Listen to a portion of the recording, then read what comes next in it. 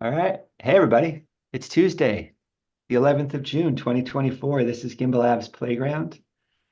We get together on Wednesdays to talk about big ideas, build stuff together. And as you could see right here, season three of Gimbalabs Playground was scheduled to end in May, but we've got a couple of bonus sessions for you, starting today with Ken. We have an open session next week, so we might not meet. And then Lucas is going to close us out on June 25th. But as we wind down season three, the agenda is the same. We have a chance just to get together, hear a presentation about some big ideas. Maybe it's a product, maybe it's an idea that you want feedback on, or maybe it's just a conversation you want to have. I'm really excited to take a look at this one today because I know Ken has been participating and having some thoughts about ways we're going to do things. So I'm pretty excited just to jump right in. Anybody brand new here have any questions about Playground itself? All right, let's jump to the main event. I'm going to hand it off to Ken for scopes of authority, correctness guarantees, and liberty of contributors. Hey, man. Hey, um, I think, yeah, some of the the things related to this topic, sort of wanted it to be more of a discussion. Like I prepared a few things, um, but mostly I'd like to just talk about some different ideas. Let's see.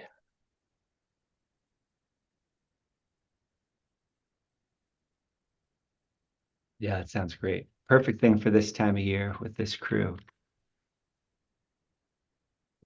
Let me see if I can.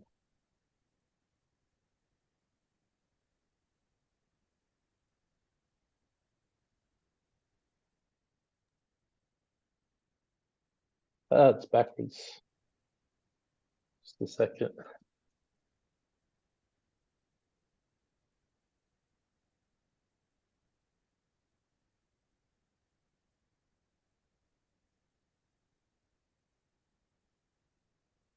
Okay.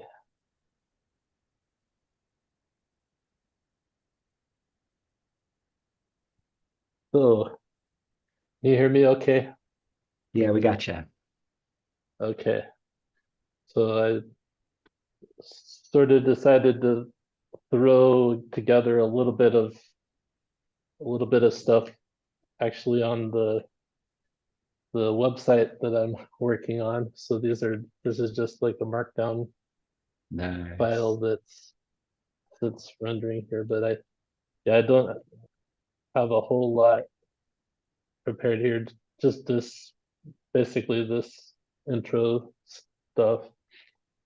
So the reason why I was thinking about having this discussion was a podcast I was listening to. It's called Software Unscripted. It's by Richard Feldman, and he's a well-known Elm developer, and he's also creating his own programming language that's similar to Elm, for other cases than it's for other use cases than web development. And um, he was talking about developing communities around programming languages, and but some of the principles that you can use to, like, when you think about developing a programming language community, they can apply to other types of communities as well. So there's different ways that a designer of a programming language can interact with the community that develops around that language. You can you can have you could have the developer of the language ignore everybody, or they could do what everybody tells them they want in the language. And both of those situations would probably lead to bad outcomes. So you need to find the balance in the middle. Like, how much do you want to listen to what the community wants, and how much do you want to stick to the design principles that you're going for in whatever system you're building? Um, see, yeah, it can have dramatic effect on how the project develops over time. Like, if one example is like designed by committee versus a benevolent dictator for life, you might end up with more features that don't necessarily always match up together if you design by committee. But if you have someone who's focused on building the language by itself, that it's like they might have a more coherent and unified design. Let's see, like I and another, yeah, so like,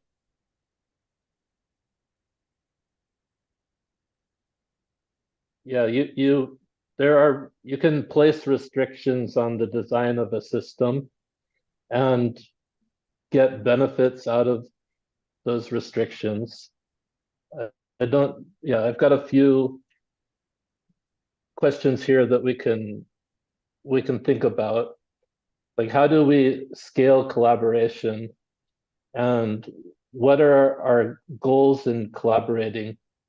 Like, how can people's work fit together, and how can we maximize experiments without, while minimizing duplicated work? So that's sort of the frame of reference that I've got. Like, my sort of goal in building a system is, like, you want to be able to explore the space of possible systems, and you want to minimize the work that's required to, or minimize duplications in what people are doing.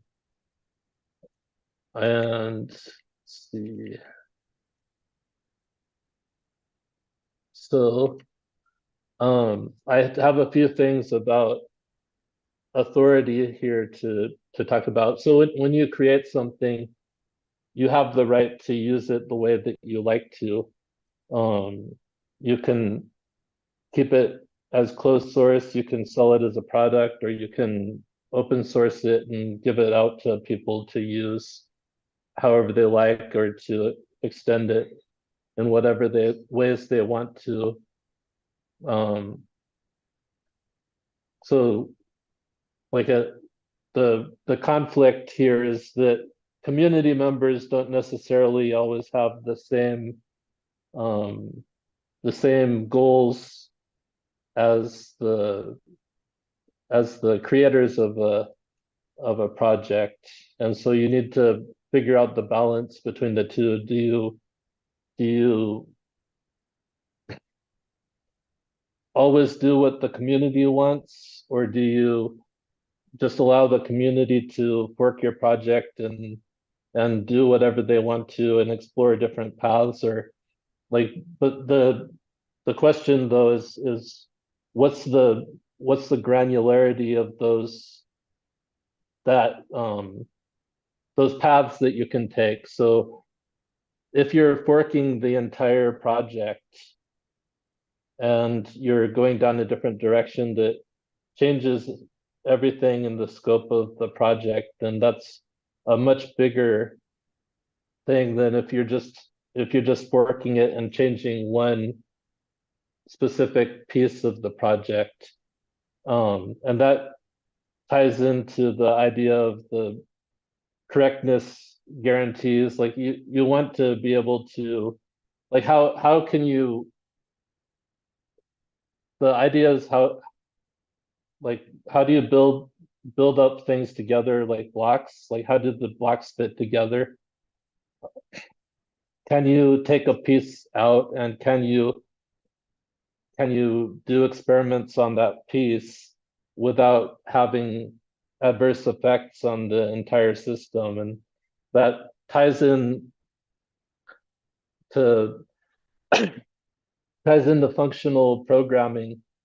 Like the main focus for functional programming is to be very clear about how you deal with effects of your functions. So you want to have guarantees that given the same inputs to a function, you have the same outputs. And if you have cases where you have one function somewhere that can redefine something internal to another function and then change the output of that function, even given the same inputs. That's where you get the idea of spaghetti code.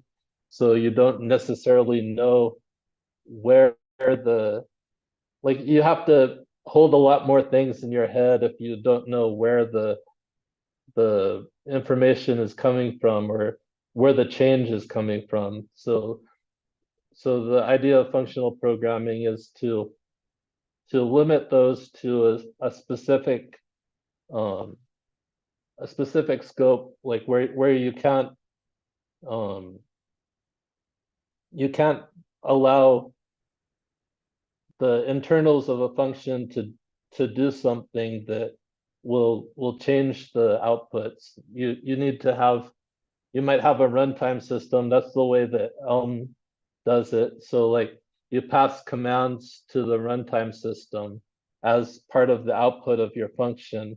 And then the commands send messages to the update function, which does which takes your current model and the current message you're looking at, and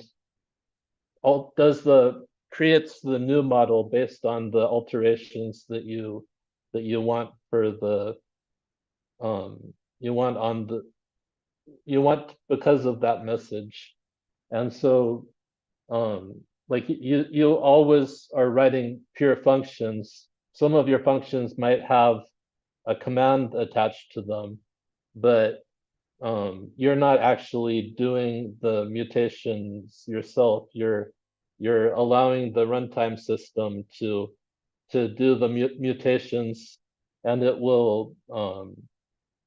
it has like a diffing algorithm. So like because it can guarantee that the same inputs produce the same outputs, then like it can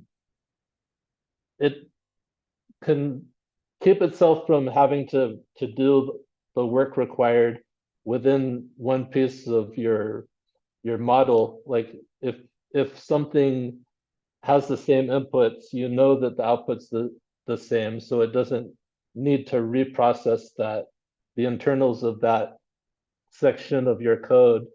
Like it can, like it's called memoization is what it's called, like where it remembers the outputs from before, and if you have the same outputs that it's already inputs you've already seen, you just give back the output from basically a lookup table instead of going through and processing that the function again. Um, so like there's three different groups here when we're talking about community. You've got creators, and you've got the consumers, and then you've got contributors. So the first you have the creator builds whatever project, or like it doesn't have to even be software. Like this abstraction can work with anything. So maybe they create a new recipe or something, and then you've got people who like the recipe and they use the recipe, so they're consumers of that recipe. And then you've got people who maybe they see something about the recipe that they think they can improve, and so they become contributors, and either they contribute back to the creator of the recipe and they say, okay, these are changes that make this a better recipe, and then the creator has to agree and um, update his or her own copy of the recipe, or you can have people who will fork the recipe and then create a new one that has those alterations to it. So it's the same sort of structure in how different people are interacting with each other with totally different systems. So like it's important that we like think about the relationships between the members of this of the system, like the different groups of that we see in a system like this. Um, yeah, another sort of language feature that I think is interesting and related to the idea of being able to collaborate on projects is the concept of ambient authority, or getting rid of ambient authority. Like in the Pony programming language, like your actors aren't allowed to do everything. So like so especially with IO stuff, you can't just spin up an actor somewhere and then do IO work in that actor without giving it authority. So yeah, the main actor, when you create the main actor, so like when your application starts up, um, and you creates the main actor, you get the environment as an input to the actor. And the only way that another actor can have access to that environment is if you pass it to that other actor as a message. So in that case, you can give authority. Maybe you want one group of actors to have the authority to do network transactions, and you want to separate that from the actors that have authority to do read and write on your disk. And that way you have a separation of concerns, and you don't you get to design the barriers between what someone can do with on your system. Like if you have network traffic coming into your system and you want to make sure that the people sending messages into your system aren't able to do something you don't want them to do with your disk, then this kind of separation of concerns is important, and that's called object capabilities in Pony. So like you can create tokens that give like that can only be generated with the authority that you get inside the environment variable.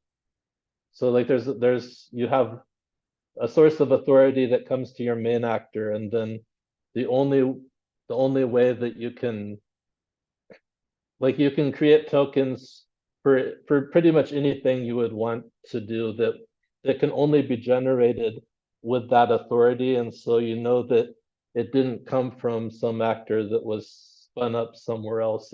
Like you have a small section in your code that you can dedicate to setting up authorities, and then with only the actors that are able to do the different things you want, like they aren't able to to get that authority from somewhere else. And it's also possible to make the auth tokens only usable once. So like you can have added guarantees in that case. I didn't really have a lot of other stuff for the presentation. Like those are just some of the thoughts that I had, and like just to go on, and like I talked a little bit about correctness, like some principles of functional programming, and we talked about not allowing ambient authority within parts of the system that you want to give specific authorities to. And like as far as like liberty of contributors, like if we're building a system together, we want to make sure that the people involved, they have the freedom to do what they want with their own software. And if they give their software to the community, then the community should have the freedom to make changes if they want to, and then or contribute to things. But you don't want to take the community's opinions and override the authority of the original creators. And so like in that case, you might want to be able to fork a project, but maybe you don't want to fork the whole project. Maybe you just want to fork a specific subsystem of the project. And like going back to the principles, like giving specific authority to different systems, like those kinds of principles could be used to allow someone to do something, and then bring that code into your code base without allowing them to mess with any of the details you don't want them to have authority to deal with. And so you can get some guarantees even with code from an untrusted source. In certain, there's ways to do that. And so I don't know. I think at this point I'm gonna open it up to discussion, what people think about what I shared, or any other ideas that people have. I want to start with an open round of questions. Sure.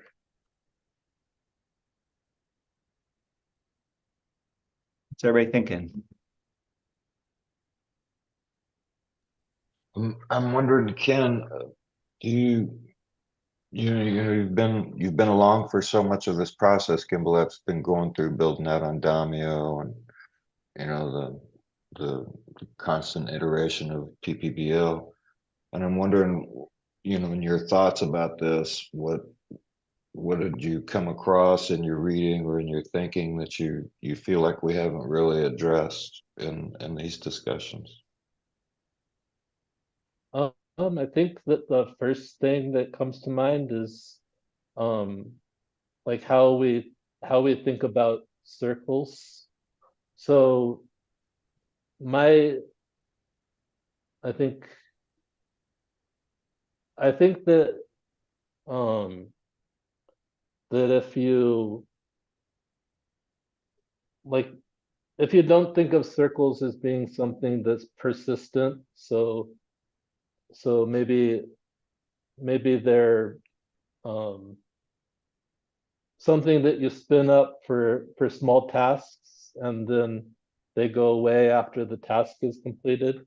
I think that you could have a more like I guess my goal is to think about how you structure a system that's scalable and more distributed. So like you can have a preconceived notion of what circles that you would want in in the realm of a certain organization. But I think that if we think about it in a more fine-grained way, then you can get like if you've seen like Conway's Game of Life or something, you've got a few simple rules for how you act in relationship to the surrounding cells. So each cell lives or dies based on how the surrounding cells act. And then, but that's totally localized. So you don't have to think about anything that's happening over here. You can just think about what's happening in a specific location, and maybe having a set of rules for how you spin up circles for just like maybe you've got a group of 4 or 5 people who want to work on a specific function or a specific piece of an application or fixing a certain bug or something, then or just talking about a certain topic and writing notes about that topic or whatever. I think that if you had to like if you could easily spin those circles up, like think of them as ephemeral things that just go away after you finish the task, then I think that there's some interesting ways that you could see things that emerge from the ecosystem of different, like, because if you've seen the Game of Life, you can have little flyers that go in different directions, and people have used those, and there's generators that generate flyers, and then they can build actual processors out of the flyers where the flyers are bits going through the machine and stuff like that. Even when you have like a few simple rules about whether a cell turns on or off, you could have similar structures. Like if you would want maybe a more flexible set of rules so that you can build things that aren't as complicated to understand, but that's sort of the way that I think about that. Yeah, that's just one idea.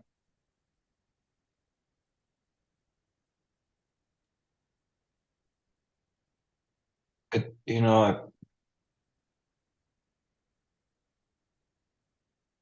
when we had conversations kind of brushing into this area prior to last year, and I was living outside this very, very small town.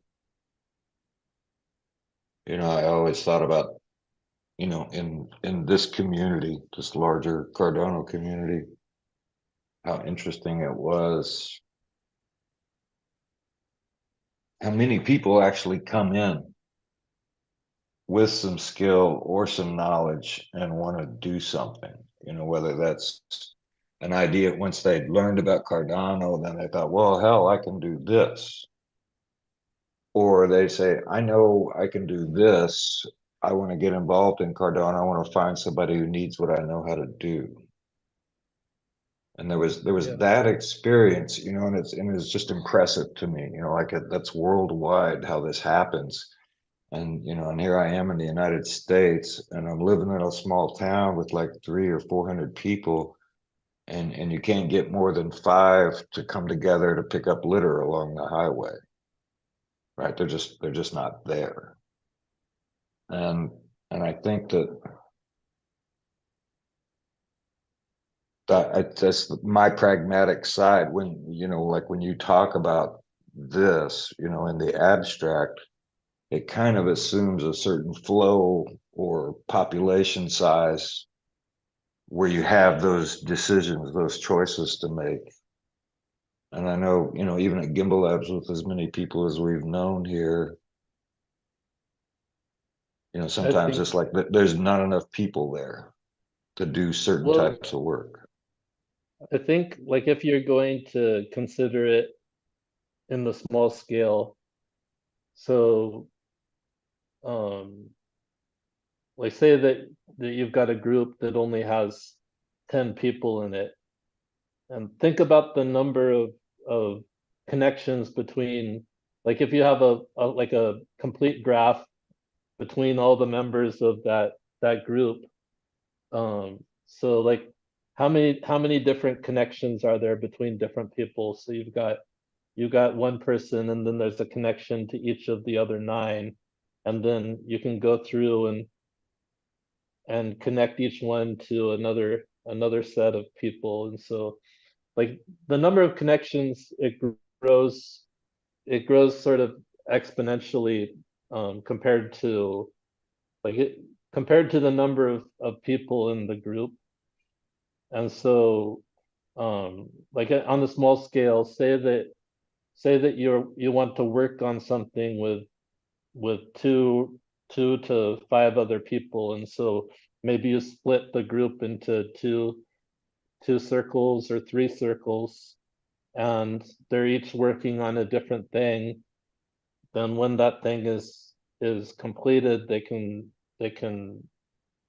move on to something else. Like the structure of it is something that you'd sort of want to have in whatever tool is being used for the collaboration. So you could have it where people just have a set of like they're a set of rules for how they interact with each other. So like when you're playing a game, if you're playing a card game or a board game, there's a certain set of rules that someone designed, and you restrict yourself to follow those rules so that you can have the type of interaction you want in that game. And it could be the same way, like where you follow the set of rules that are listed in a document, or you have an application that restricts you to those rules. Like, but like it's figuring out the rules that's the important part. So like if you want the system to be scalable, to work well in a small group and to also work well when the group grows, then the important part is figuring out the rules of the game. Like how do you want those interactions to happen, and how can you compose interactions and split things apart, and like how do people move from one thing to another based on where they're, like what they see as the direction forward. So that's sort of like it is abstract, but like anytime someone designs a game or something, you need to think of those abstractions in order to like figure out, is it fair to everybody who's playing, or it does this game that make it so that the first player to move always wins? Is it tic-tac-toe, or there's a tie every time? Or if everybody plays the game perfectly, then there's never someone who wins. Or if someone makes a mistake, their first move after the first player, then the first player always wins. So like it's not a fully um even game.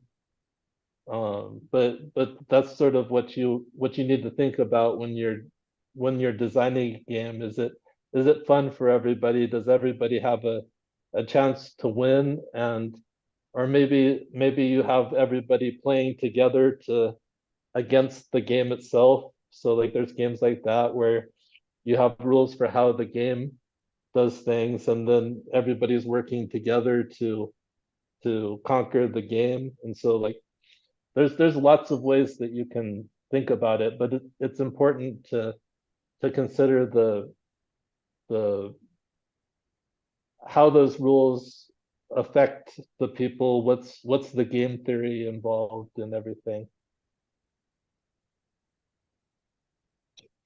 Yeah, yeah, I hear you.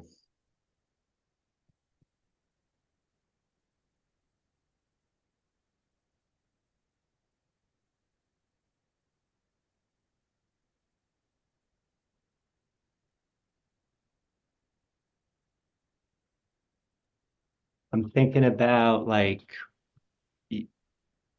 it's one thing to say, I like what you just said about like people having fun, because it's one thing to say what the rules of the game are, but it's a different thing for somebody else to want to play it. And that's very much, that's a decades old problem of open source development, is you can say, sure, anybody can contribute here. In the end, how many people actually do, right? And what are the reasons for those edge cases where it does become a very successful project, attracting that kind of contribution? What are the conditions that led to that point? And what are maybe like two or three things that we could experiment with to help people look at what you're sharing and say, yeah, yeah, I do want to be a part of that. I see it. Yeah, Yeah, like, that's, like right now, like it's a really large community in Cardano, right? So, like just people with really, really useful skills have come in, like every year. There's more and more and more. And so and they come in with ideas. They don't come in, wanting somebody to tell them what to do. And yet, right now, when there's about to be a bunch of money ready to be intelligently applied, if somebody has a good idea, there's not a there's not a great idea out there for marketing, right? And I think in part because it's everybody does marketing from like these different perspectives. There's all types of marketing. Well, how do you market something that's as big and as impactful as Cardano? When the community is fractured off into all these different special interests already, and enough to collaborate, and I just bring it up because I've been thinking about it. I sat in on a couple of the Intersect marketing working group meetings, and it was like there was at least three guys that were like, I know a guy and he works for this billionaire and he knows marketing. If we just get him to come in for a meeting, da da da da da. And that was, like the meeting was full of shit like that, personal anecdotes about, if you give me some money, I'll get some people here, right? Because they recognize marketing is a problem. They personally don't have anything to really contribute, but they know a guy who knows a guy, and it's that kind of stuff. And it's interesting to me. It's interesting to me. And there are some people who have marketing experience, and yet, you know, nobody's put together a 5-minute film that would just capture, my neighbor's interest. Right? Not at all. You've got to be a geek to get into whatever's been produced along these lines. And that's been interesting to me because it's such a large community with a really diverse set of skills. And marketers are, they're like car salesmen or athletes. They all have huge egos, right? Because they think of themselves as creative and people, and they know how to do things, and yet nobody's got their hands on this tiger's tail, and I think it's a really interesting problem, and we can go along and say, to hell with marketing, right? And the people will come. And that's the slow road, right? But everybody wants to see that fast road. And so when I think when we're talking about it in the abstract, I Well, Steve, can I challenge you there? I mean, or to anybody, right? We need marketing is not a problem statement. So yeah. so rephrase that opinion. We need marketing as a problem statement. Who here can do it?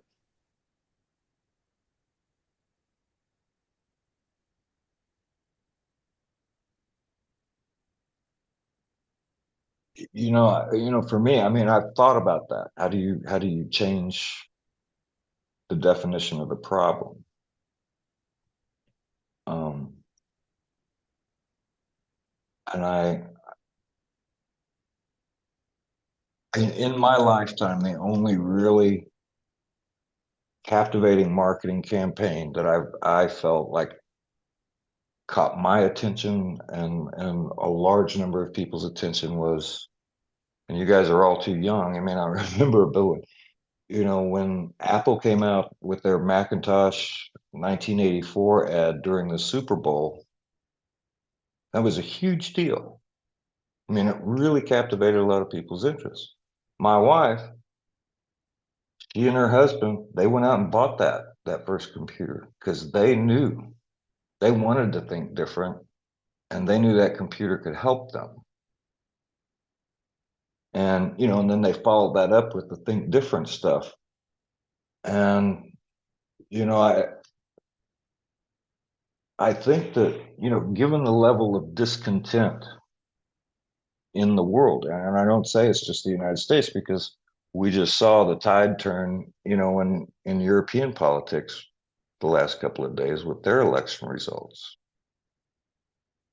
People are discontented. And, the reality is that discontent comes from the problems that Cardano was created to solve. And,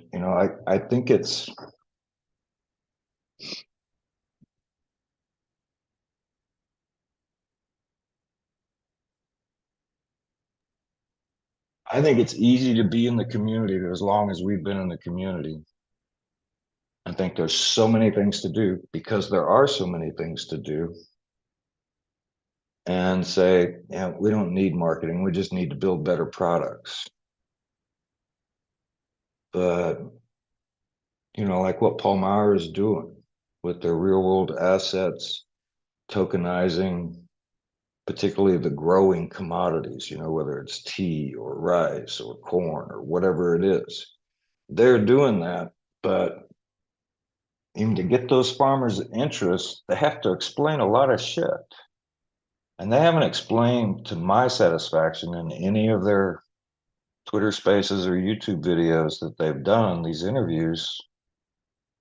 They haven't explained how they're going to explain what they do to these farmers all around the world. Right? That's a marketing problem. They've got a solution that will help these people who produce commodities to not get screwed anymore. How are they communicating about it? And they're not communicating about how they're communicating about it. And I think it is an issue.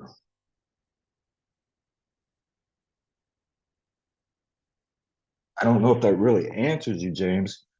It's just why I've been thinking about it.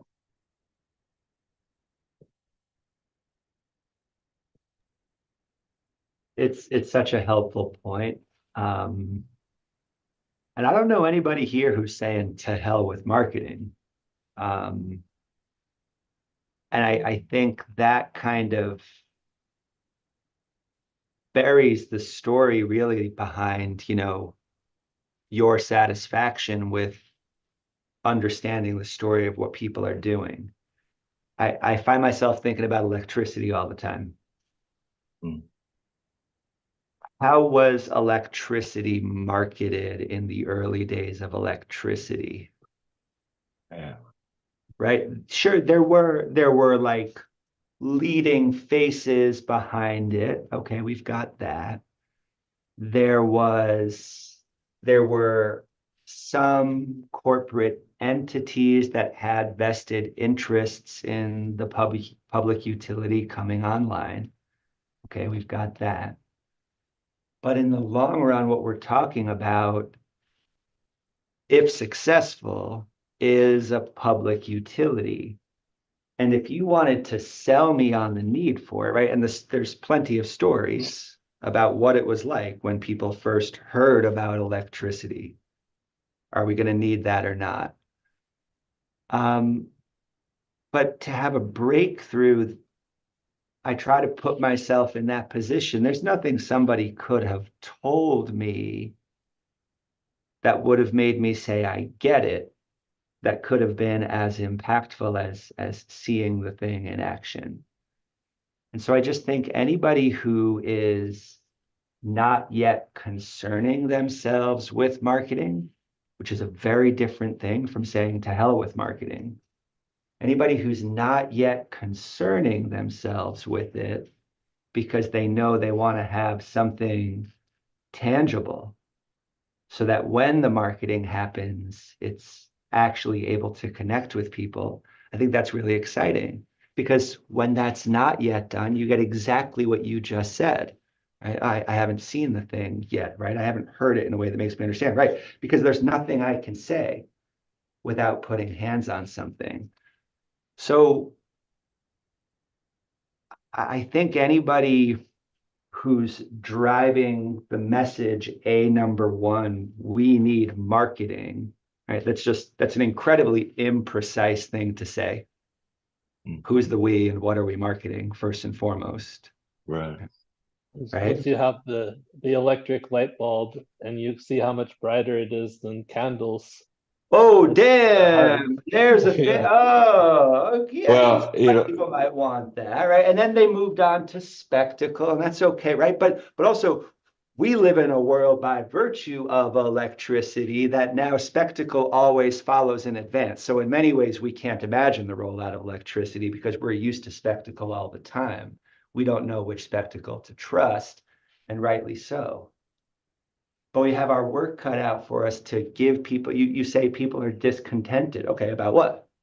And what are you going to put in their hands to make them think that this thing is not the thing that they thought it was based on the stories they've been told about it for the last few years? Like that's an uphill battle and it's a really interesting one. But again, I'm not saying don't market. Be specific about that problem statement. We need marketing. Who's the we and what are we marketing? And if somebody has a good answer to that question, go for it. I've been watching this guy. He's he's been putting out about a 10-minute video every day for the last 3 or 4 days. And he's walking people through doing things in Cardano DeFi, getting a loan, providing liquidity, and literally showing himself doing these things, entering these smart contracts, providing liquidity to a pool and everything. And that's, yeah, like that's something that has been talked about and that I've wanted to see because there are some DeFi products available in Cardano that I don't really get myself. A few years ago there was a Western show, taking place out in Montana or someplace in the early 1900s. And there's this scene where the rancher comes into town on their horses. There's early cars there, but they've got street lights, and the bars have got lights inside of them. And the rancher and his wife are walking down the street, and there's a dude selling washing machines. The rancher didn't give a fuck about it. But the wife was like, no, you look at this. This is why we got to get the power out to the ranch because we need that, and it's easier then, like that's an easier sell, to sell suburban on why you need electricity. Well, so that you don't have to rub these pants on a washboard. That's why you want electricity. It's not because lights are all that be all and end all. This is to save you time. And I think that's why we have a different level of issue, in blockchain. It's not that obvious because the first thing you got to do is commit to being your own banker. And that scares the shit out of a lot of people.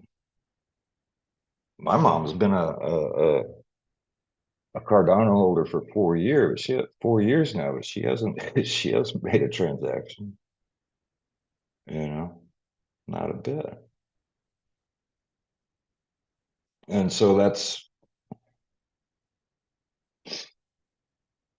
I think that's why you get all these new things, coming out, wallets by JSON and URL links, you know, all of your stuff in one wallet that you don't even have to know your seed phrase for. I was just watching something about that a couple of days ago.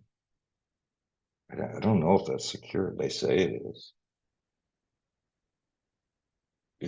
Like we have a difficult issue to market there. That's why I always thought Gimbalabs was great, with the focus on project-based learning. It's like some people learn way better that way. And this is a great way if you've got a technical inclination to get involved. And it's an easy sell in that regard. Don't need a lot of marketing because you're only appealing to a certain type of person anyway. And they find their way into the community.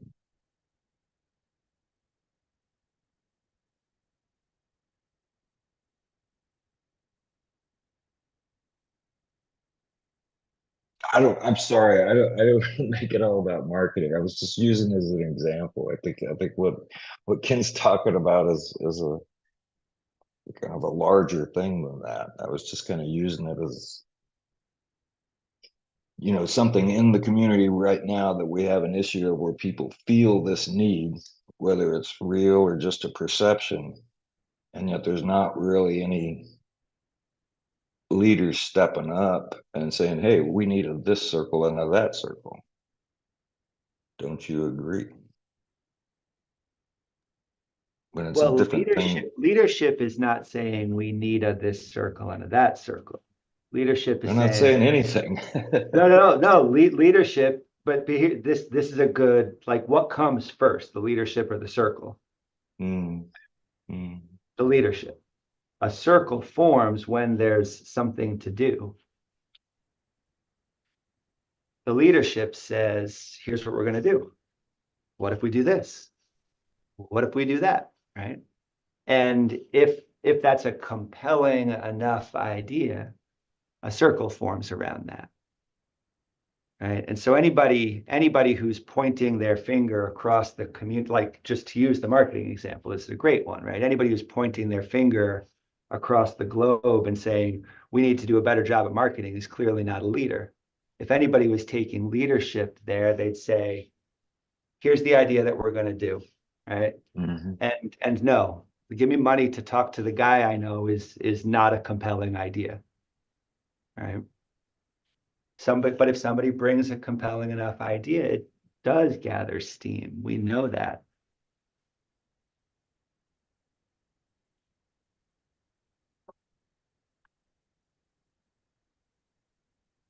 So how do we do it with this kind of structure building, right? That Ken's talking about. We have the ability to scope projects so people can opt into it. But what are the ingredients to make sure that people actually want to opt in?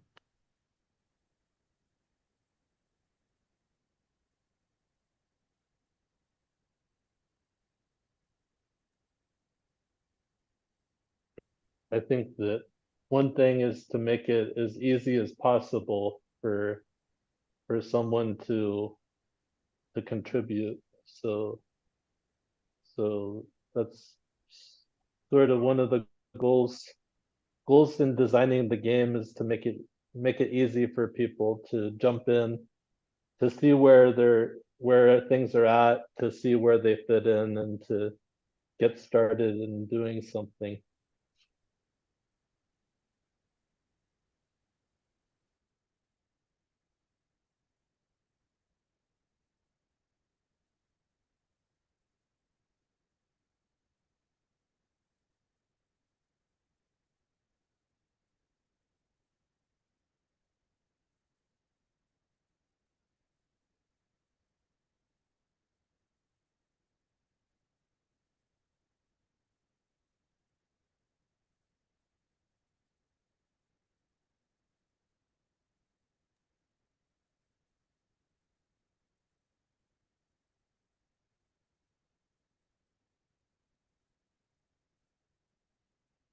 Everybody still here? Yeah, we're here. Yeah, yeah. Time for deep thought. No conversation, right? You think deep thoughts, Ken. You're the one who started this.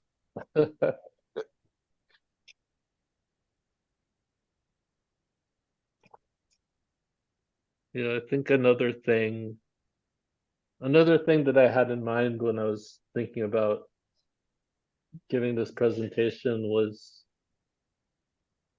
like in using how Git is used. Like in big companies like Google and other extremely large companies, they they tend to have all of their code in one huge mono repo, and then they have specialized tools so that people can just um, they can just pull whatever parts of the code they want to work with, and then search through the code base and find the things that they want to pull onto their system and work on it. So, like, I think that that relates to the concept of, I don't know, like trying to make it so that you can compose work together. Like if you have things separated into different Git repositories, or if you fork a Git repository into different code bases, like you don't necessarily you you have to go through a merge before you can pull someone's code in to see how it compares to what's already in the system. And I think that having the ability to separate concerns, so like if you have one piece of code, it's given the authority to do whatever it needs to do, like whatever permissions it needs, and it's not um, intermingled with other parts of the system. So you give it inputs and then it produces the outputs that you want from it. Then it shouldn't be too hard to like pull pull something out and then swap it with some other implementation, um, or like maybe you're talking about something bigger like the user interface. So maybe you can just have two different ones and then you can switch between them. So like this is something that you can't really do with Git the way that it's designed or the way that people use it, but it's not impossible to have a system set up to do that, where you pull in the code that you want and then you have functions that you can compose together in different ways. Like I've I think I've talked once or twice about the Unison programming language. Like basically what they have is like it's like a database where you store your functions in, and your functions are the idea for the function is based on the functionality. So if you have two functions that do the same thing, they have the same reference, and you can call them by different names, but it allows people to write code, and then the granularity of how you fit code together is on the function level. Um, making the granularity more fine, I think, is the main point. Is like if you make it so that someone can just write a function and then integrate it with their own workflow, and then other people can see that and then go on to use it if it's a better way of doing things. Like where you can just you have discoverability between what people are doing. Like people publish their work, and then other people can discover it and use it if they want to. Yeah, that's kind of the way Marlowe was, the way I understood the Marlowe idea, you know, when they built that, there's functions that are already pre-made, and you just kind of graphically use them, but you know, they've got a Yeah. little repo there where people who are using it can say, hey, I came up with this one, and you know, that kind of stuff. Mix. Yep. Hello, first. Hello, everyone. Actually, your point, Ken, well, when I was hearing about it, you were talking all about actually the new parameter that I want to bring to the discussion and talk about it. I know it's going to be another fuel for this fire, and it is our good old friend AI, because what you are just describing is going to happen. Actually, it's happening, but it's very private uh, and a small circle of people. But it's going to happen very quickly that people do not build new languages, do not pull a repo, do not write one line of code, do not write a logical step of doing anything. They just talk in natural language to an AI, and that AI basically come up with a language like Unison. And I should say that Unison, one of the very unique aspect of Unison language is using the hash. So because it is a distributed and I mean, it is very suitable for blockchain. Actually, Alex introduced this language to me, and also it's using Haskell. So instead of using functions or all this, if your function produce same hash, so we know that part of the compiler produce what exact code, so we don't need to bring that to the compiler. So the whole compilation environment, everything becomes shorter because you are just using bunch of hashes, not codes, basically. So imagine that hash, that database, that distributed database, whatever it is, all these information, these data fall into an AI. It learns everything about it, and it's ready to be yours. Do you want to do a project?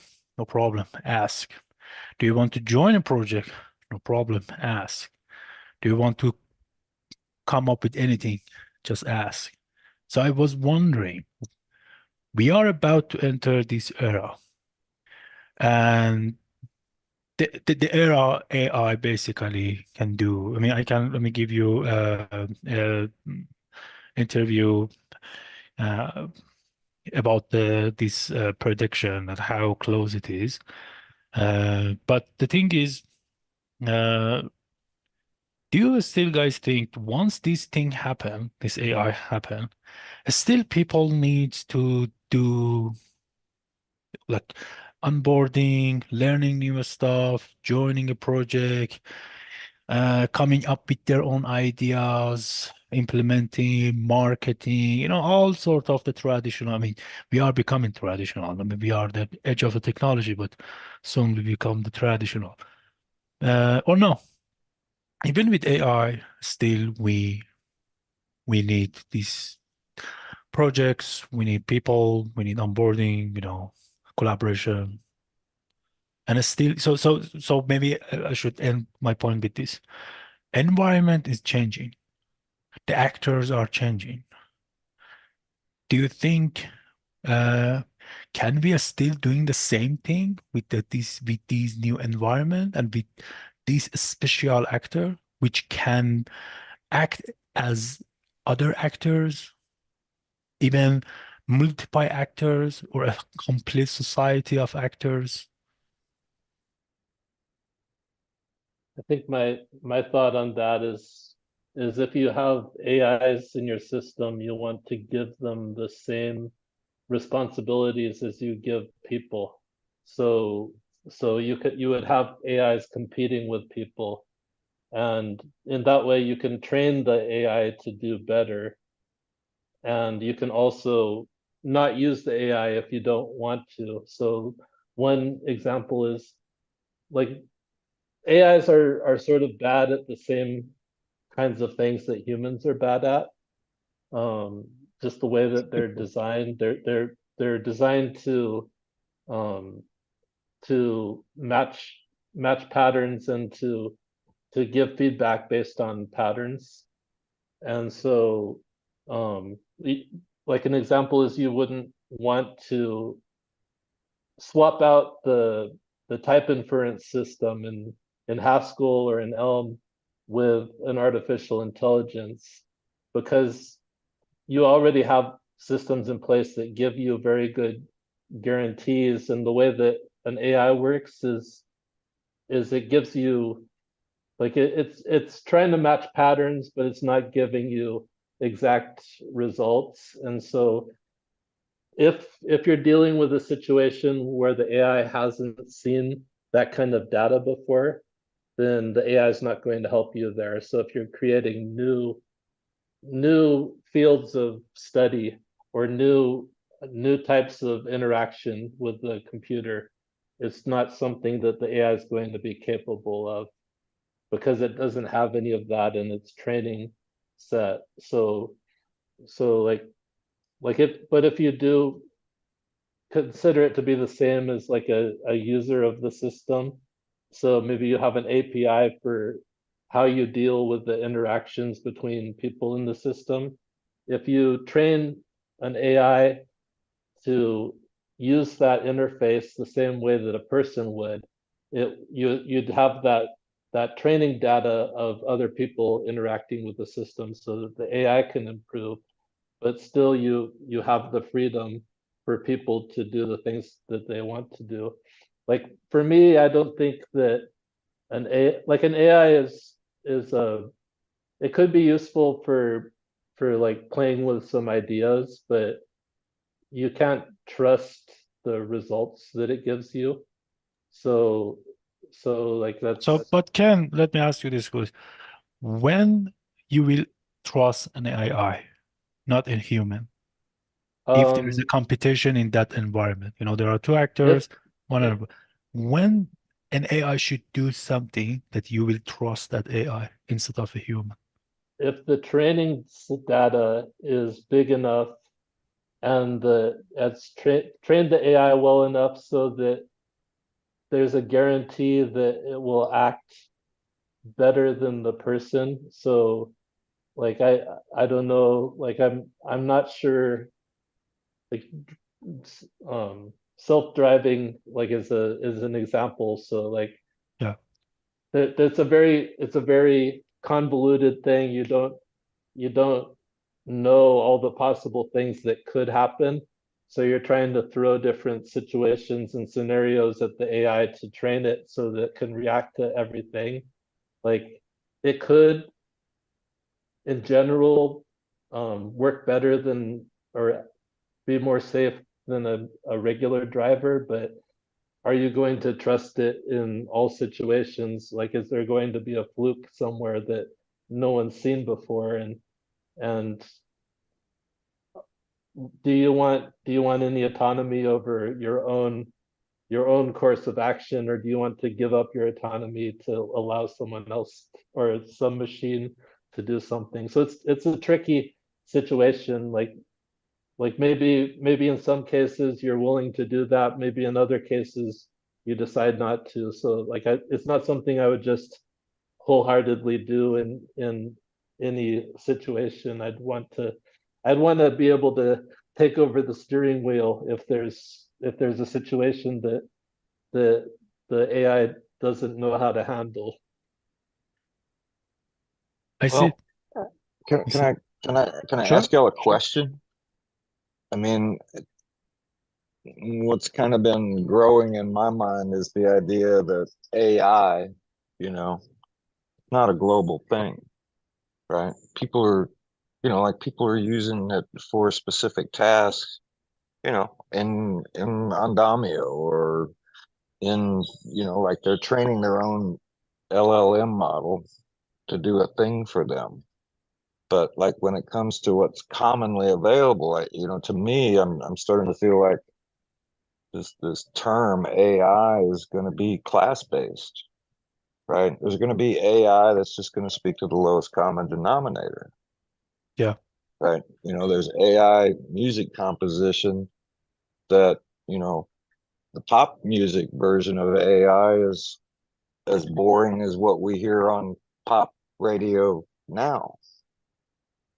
Yeah. But I just, It's the I training haven't data. heard, I have, yeah, exactly. It's not it's Right. not it's not coming up with new things. It's just rearranging patterns Well, based on the training data. So like it's I not just, going to be a The totally poor different AI sound. can. The well, the I AI just, belongs to the working class. Yeah. But the rich people, because they have more money, therefore more computation, therefore they can pour billions of dollars to Well, train. Their the AI is weak. computation doesn't make your training set that better.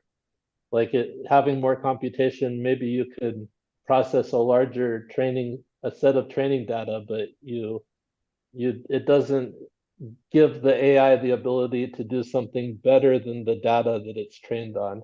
Yeah, but that's the thing. We are changing or transiting to a phase that AI doesn't need an input, AI or from a data set anymore. They are connecting AI because now it's a multi-sensory AI. They are connecting it to the real world. So the AI is getting their information from the environment itself.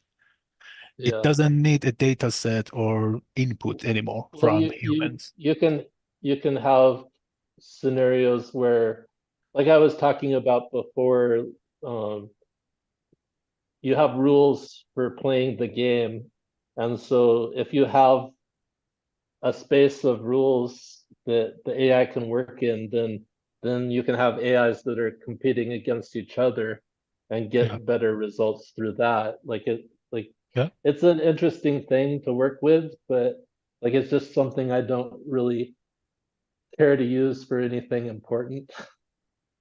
Not Like it's yet. just my personal You know, opinion. you know Like what? I Not don't yet. think I ever will care to use it for something important.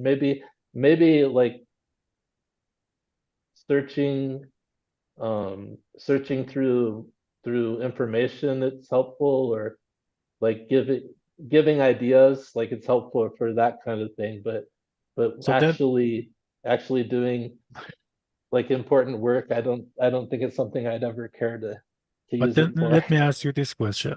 About that funny programming, and the second point, the ambient authority, that was a really good point. But one thing that I felt that maybe we need to talk is the speed, competency of the actors, which environment has effect on them, and actors have effect on the environment.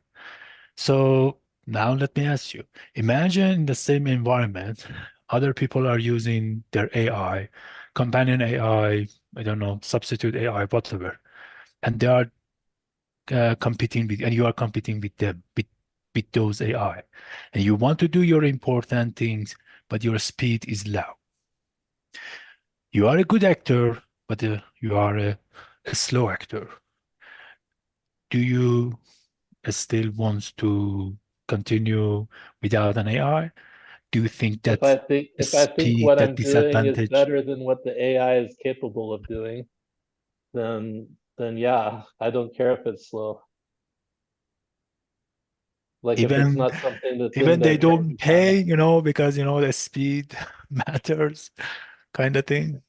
The Like trend, all like these things. I play around with AI stuff a little bit, but I see it as more of a distraction than something that's actually useful for the things that Yeah, I want to do. Because I'm more of a creative person, so like if I'm not doing it myself, then it's like a waste of time. Like it's not really valuable to me. So yeah, I guess definitely. Right now, that's just these my are, yeah, these are, opinion.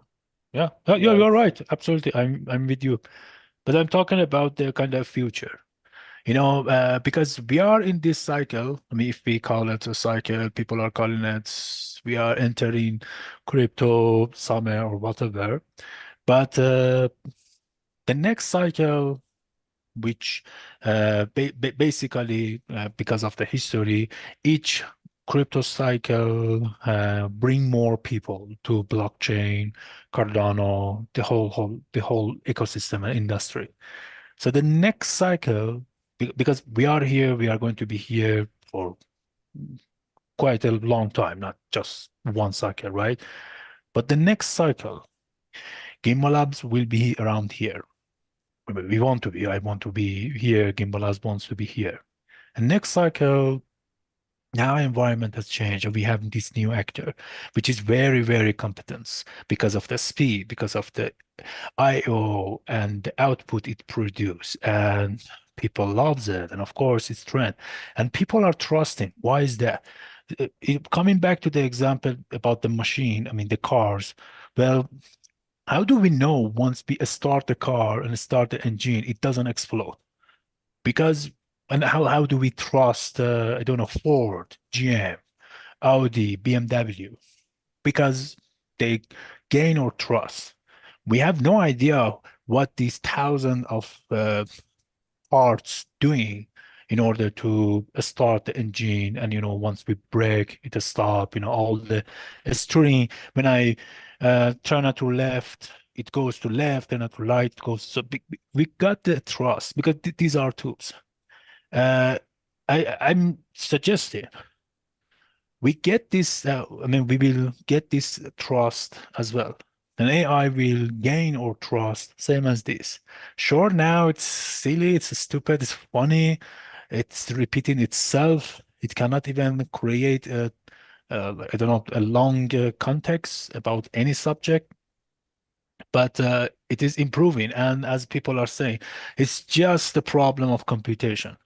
If you give more computation, it becomes better and better, and especially since they are connecting these things to the environment, to real world, so they don't need to put data for learning, and it is starting to do the reinforcement learning based on the environment. It's become better. So I was yeah. really wondering. But that still doesn't change my thought for how you should be able to interact with AIs in a system. So like you want to give people the liberty to interact with the AI if they want to, or to Yeah, not interact with it if they don't want to.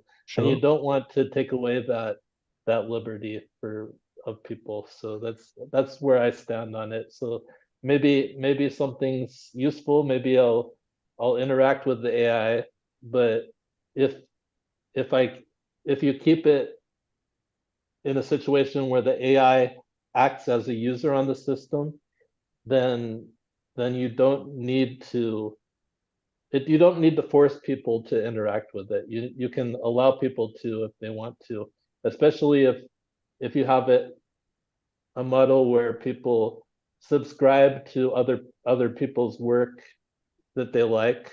So you can subscribe to the AI's work, and if it's something valuable that the AI produces, then you can use that. But you want to be able to compare it with the things that real people are doing too.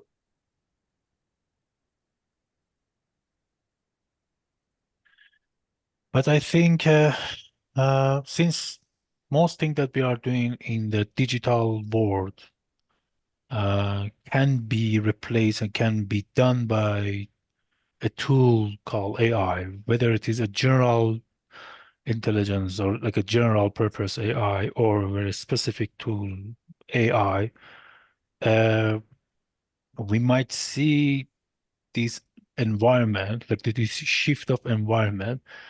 People are finding more liberty to use AI instead of doing this thing by themselves. Why is that? Because, well, why why we are here? I mean, not because of we are talking about, let's talk about money. Like why we are using blockchain for financial things, for sending, receiving, doing financial apps, you know, paying, buying stuff, all the financial things. So once we have another tool which gives us more liberty, imagine your wallet. I mean, right now, Eternal Wallet is just, you know, a dummy, a stupid wallet. Imagine your wallet becoming an AI. You don't need So, seed phrases anymore. so you don't need to be in control of your spending and buying patterns. You can let the artificial Exactly. intelligence they Exactly. can spend your money for you, so that Exactly. you, instead of having a bank that controls your funds, you Exactly. can have an AI that controls your funds, Exactly. And which is people will enjoy not this slavery. what And that I Hey, will guys, enjoy.